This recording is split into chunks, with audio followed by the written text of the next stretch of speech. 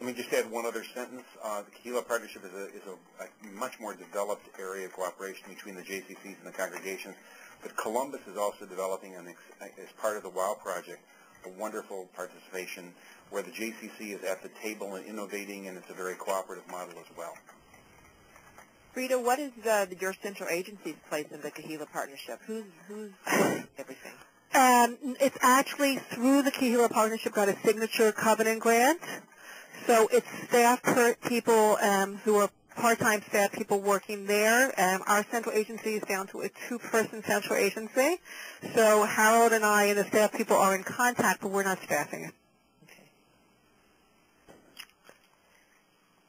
Okay. Can I ask, how long has this been in effect, and have you seen any outcomes to date that are measurable? Good question. I don't, it's what, I have a different meeting with Harold actually on Thursday, who's the exec of the YJCC and who oversees Kahila Partnership. I will ask the question about evaluation. Outcomes, principals worked cooperatively before, so this has enhanced it, but it wasn't the iron. That already exists in our community, which perhaps is one reason why it was able to take off. What is starting is our teachers across schools beginning to talk to each other. But it's a good question. I will talk to him about the evaluation tools that are incorporated. I'm sure since they have a covenant grant, it has to be well documented. And it's been a couple years. I think it's the third year of the formal program. Okay. Great. And how long is the grant for, and are there any plans for sustainability? Because one of the issues, we talk about philanthropists who are impatient. How impatient are these philanthropists, and what is the vision for continuity? It's a covenant. It's a covenant signature grant. I believe they've applied for a fuller covenant grant. Our community is at the beginning stages of a mega fund, which will have for Jewish education, which will have many tiered outcomes, but none of which the big bucks haven't been raised yet. So it's a question. It is a question. I know there's a hope that some of those institutions will start paying for the services as opposed to receiving the services. I'm not quite sure in this economy if that's going to happen.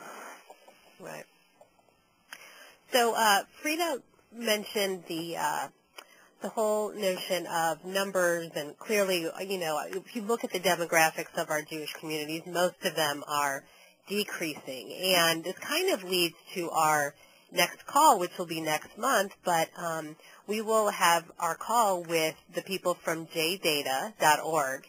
And to me, what's interesting about this whole thing, JData is really a way for congregations and communities to have a profile. They input their numbers and their information, and you can really do a comparison, assuming you have, enough of, say you have enough day schools or you have enough congregational schools in a community. If you don't, you can also look nationwide. And to me, that is a way of opening up conversation. For example, we here locally in St. Louis, we do a school census of the day schools and the congregational schools and the early childhood schools, but we don't do a national comparison. And schools don't necessarily have a sense of, where they stand versus the nationwide. But also, we don't do as much of a comparison. We show the numbers. We talk about the trends in our census. But to me, those are those numbers and those reports that we'll be able to access as central agency people.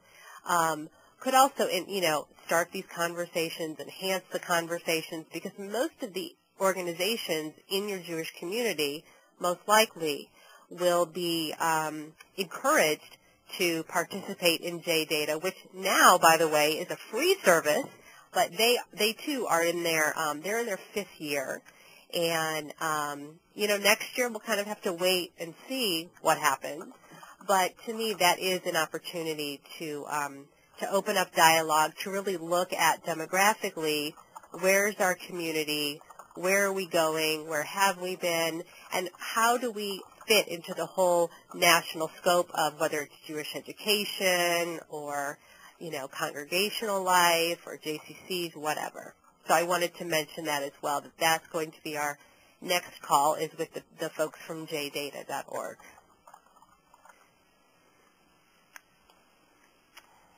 Any other questions that people have for John or Don? I have a question. This is Lisa in Houston about the WOW project. We've been one of the communities that have been working with JESNA as a possible community, we're a couple of years down the line because we're actually working some other initiatives right now. We're actually working with the ladies in Miami, Julie and Valerie, to kind of replicate what they've done with their congregational school in training their principals to be professional development people in their own schools through the NSDC.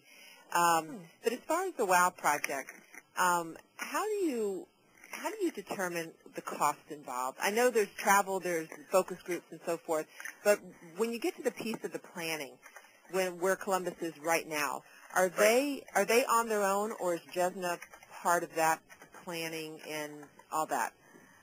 It's a great question, and I'll address it quite directly.